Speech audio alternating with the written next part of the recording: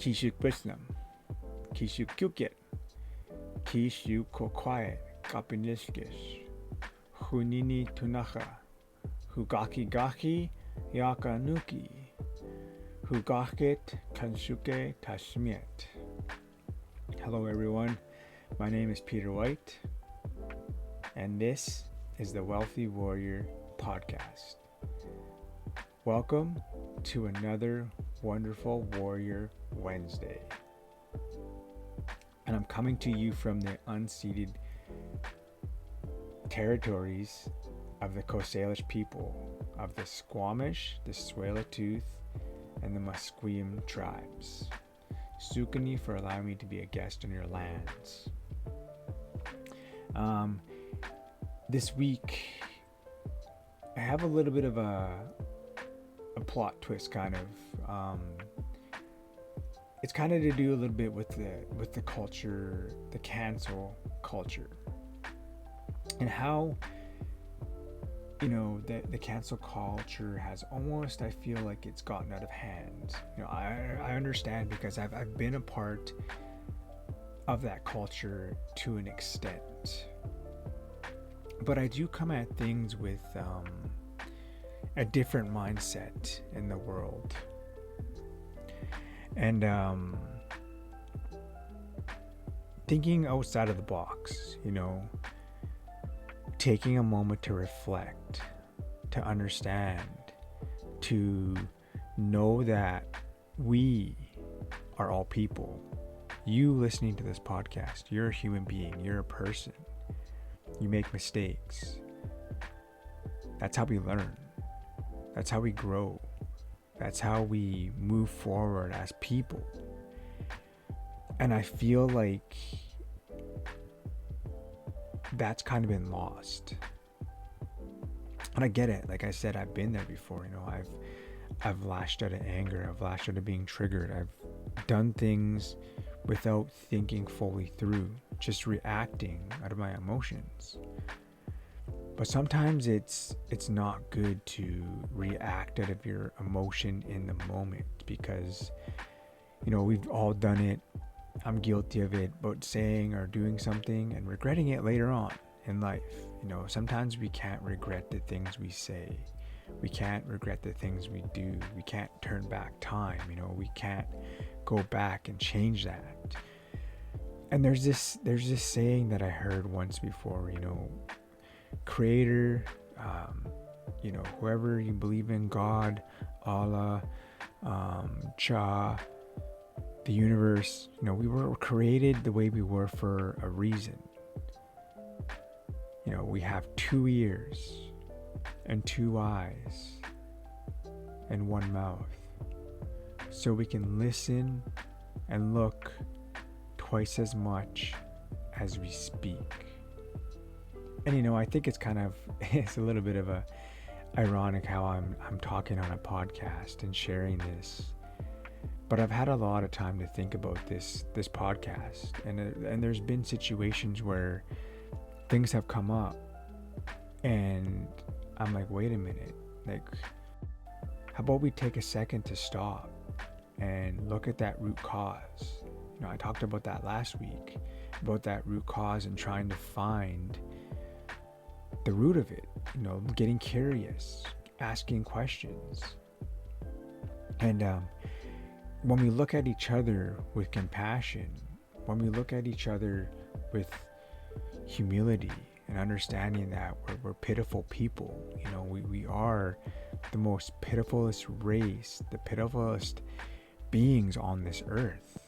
You look at animals, how they can survive in the wild, and us, we have to have our heated floors, our heated steering wheels, our heated seats, air-conditioned rooms, air-conditioned seats, we have to have, these luxuries, we get cold, we get wet, all these things, we're the most pitifulest beings on this earth, I believe. And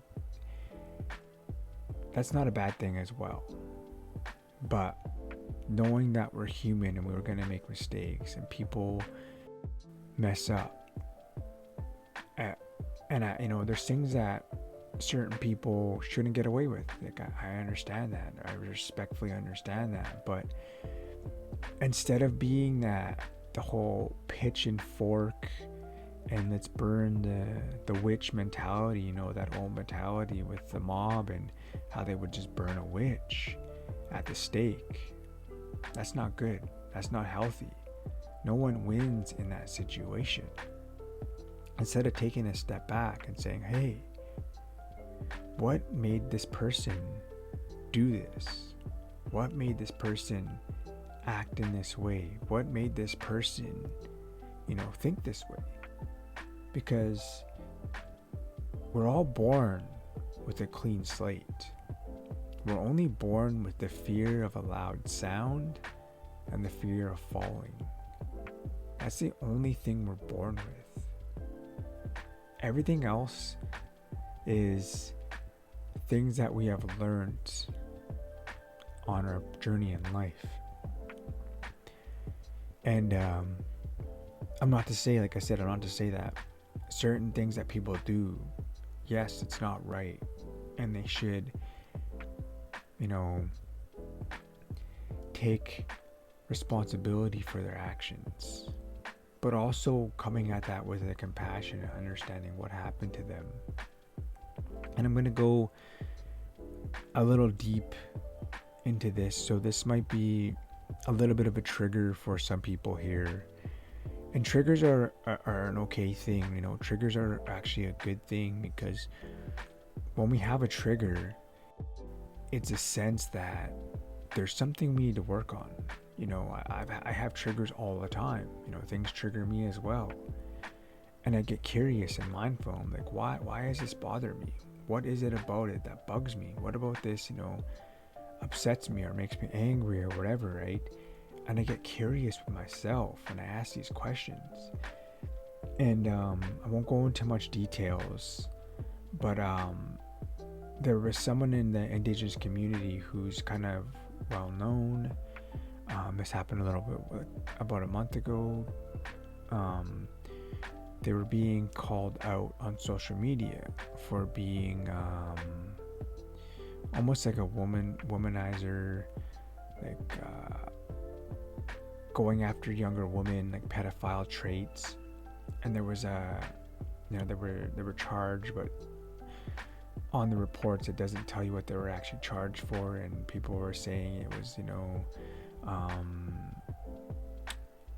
bad things, right? Like they weren't good things, and it was to do with minors and younger women and all that stuff, and like and sexual things with that. And I'm a part of this group chat talking about Pretendians, certain Pretendians here in the Lower Mainland. And there's this group chat that they're all Indigenous people, and it was brought up with, and the majority of them wanted to do that pitchfork cancel culture thing right away. And I was like, hey, wait a second, like maybe this man, something's wrong with him. Maybe he's sick, Maybe this man actually went to residential schools, and these things that happened to him, that's all he knows. These things that he's done to other people, maybe that was done to him at one point in his life. And looking at that and saying, instead of trying to just like cancel him because this man may commit suicide, because men have a higher rate of committing suicide than any other gender out there.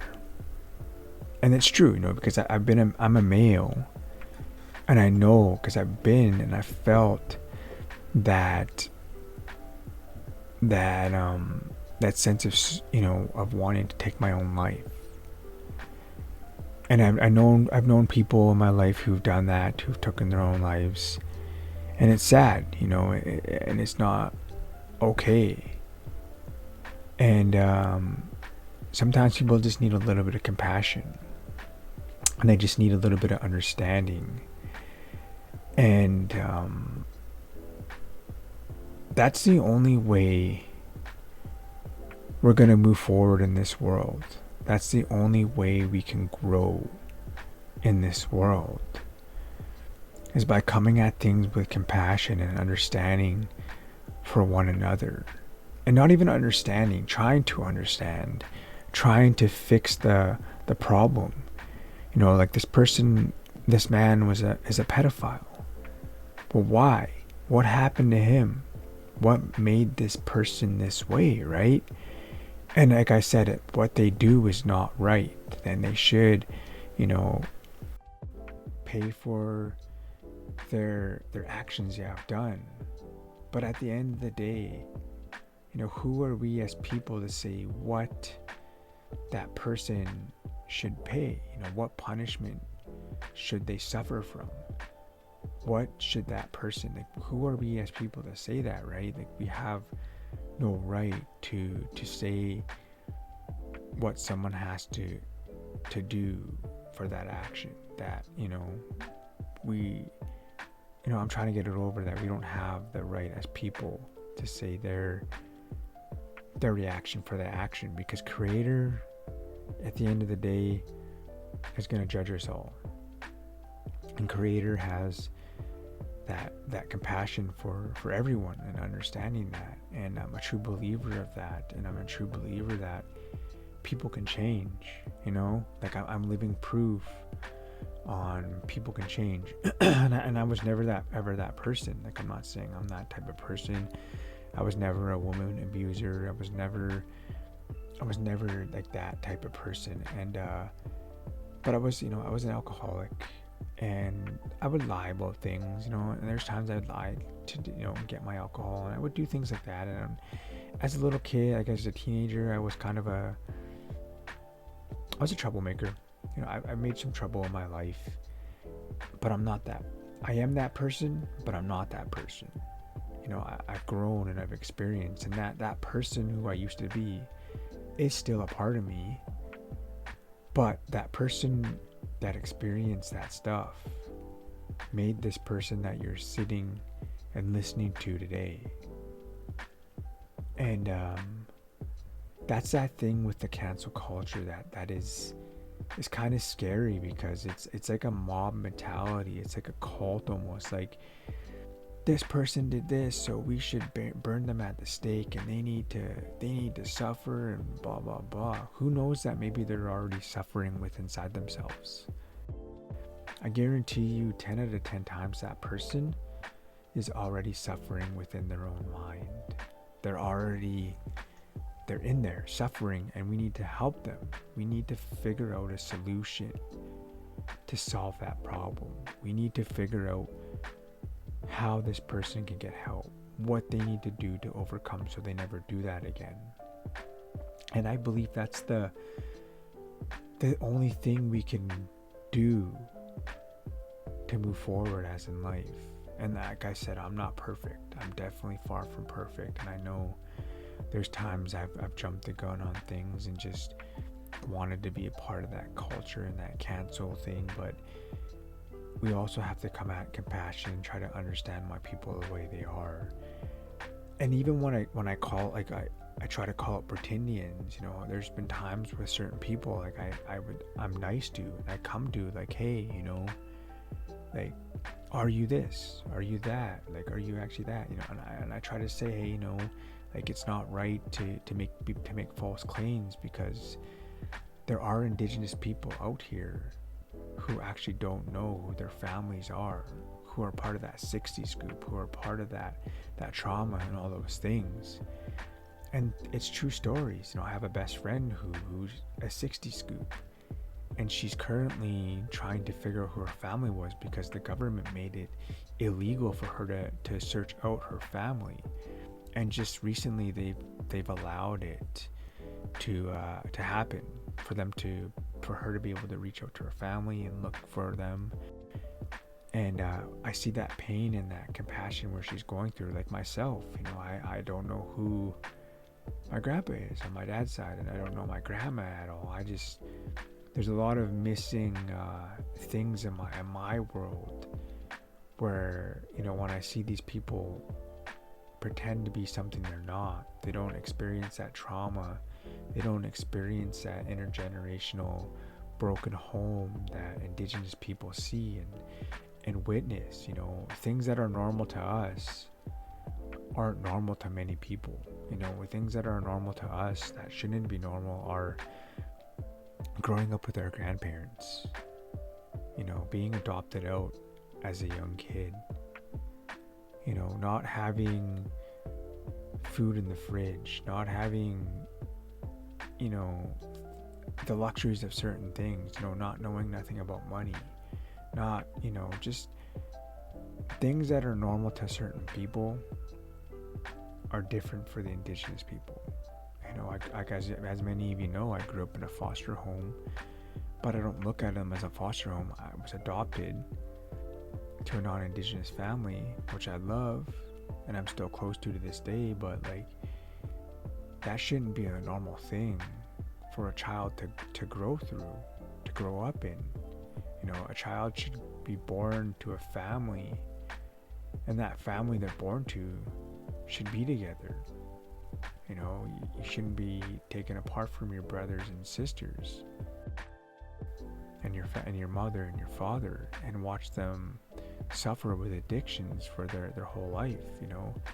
I didn't have a connection with my father, and he passed during the pandemic, and I was seeing a therapist about it, and we were working on, after the pandemic and after everything had lightened up, I wanted to take a trip and just sit down with him and ask him questions, but I never got that chance to do that. So when that pretending situation comes up, it's a really big trigger for myself, because I understand the traumas that I've went through, and I see the traumas of actual Indigenous people and what they endure every day. So I try to come at these people with compassion as well. I don't straight up bring out the pitchfork and mob. I try to say, hey, are you actually this, or are you actually that? What clan do you come from? What tribe? If you don't know anything, please, maybe research a little bit more. Try to make sure it's a fact before you start telling people these things. Make sure you dot your I's and cross your T's before thinking the contract is over with. Said and done, right? Because it hurts more people than you actually realize when you make false claims like that. But that's where I'm at in life, looking at things with compassion and asking what made this person this way. Why did they act like this? And if you can do that as well in your life, maybe that's all that person needs, is a little bit of compassion for them to seek help, to get the things they need in their life to move forward. Maybe just think outside the box. Maybe be unique in that way and understand, at the end of the day, we're all cultural people. We're all tribal people. We all want to be a part of a tribe. No matter what that tribe looks like, we all want to be a part of a tribe in some form, in some way. And that's what I love about all you wealthy warriors out there. You want to be a part of this tribe that is wealthy, not only materialistic wise, but mentally, health. The abundance that actually matters in life is your health and your happiness. And money comes and goes, and that won't bring you happiness. But if you help people in any form, that'll bring bigger happiness than any amount of money will. So try to look at things with more compassion. Don't lash out of emotion. And it's so easy through a phone. It's so easy to get into an argument on comments and things like that. I understand. I'm there, right? But sometimes I'll just write something out, look at it, read it, and I won't even send it. I don't want to put that energy out there. I try to look at that other person as compassion. We all come from different cultures, different backgrounds, different ways of life. That's why they say common sense isn't common anymore, is because there was no such thing as common sense to begin with, because we all grow up in different households, different environments. So with that, I'm going to end this podcast. I hope you enjoyed this, and I hope you got something out of this. Take what you need, leave what you don't. Hit that like button, hit that subscribe button. Check out my powwow vlogs, check out the powwow videos. Look around on my videos a bit. I do a lot. I do so many things, which, I do this all for you folks out there. If you're listening to the podcast, jump over to the YouTube, Peter Not So White. Check out some of my powwow stuff. Check out some of my vlogs. Come along with me on my journeys as I travel around Turtle Island and I do things. And I'm looking forward to putting out more amazing content for you beautiful people. More growing sessions and learning and the things that I'm doing in my life. So tune in. And I'll keep coming back every week, even with my busy schedule. So, Sukani for tuning in, Dagas, and remember, everything always happens for the right reasons. Take care, all my wonderful warriors, wealthy warriors. I will see you next Wednesday. Dagas.